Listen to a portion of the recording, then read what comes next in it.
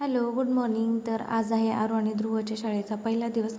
तर सकाळ सकाळी धावपळ आता सुरू झालेली आहे. तर इकडे मी आरूला डब्यामध्ये आज बटाट्याची भाजी आणि चपाती दिलेली.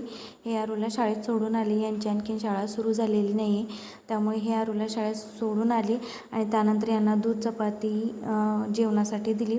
त्यानंतर इकडे भेंडीची भाजी बनवते, कारण ध्रुवची स्कूल थोडी लेट असते, त्यामुळे त्याला भेंडी आणि चपाती टिफिनसाठी देणार आहे. फक्त सिंपल अशी भेंडीची भाजी केली.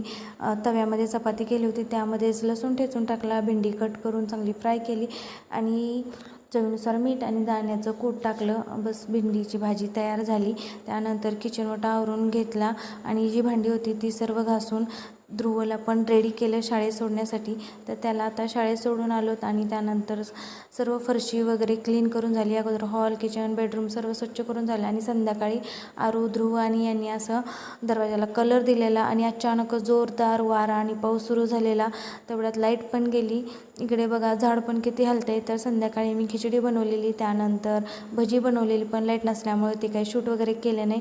त्यानंतर मटकी भिजत घातलेली मोड आणण्यासाठी डब्यामध्ये घट्ट एका कपड्यामध्ये बांधून ठेवली. उरलेली खिचडी पण काढून ठेवली, कारण मुलांनी फ्रेंच फ्राईजच खाल्ली, त्यामुळे ती शिल्लक राहिली. त्यानंतर सर्व किचन वाटा आवरून घेतला.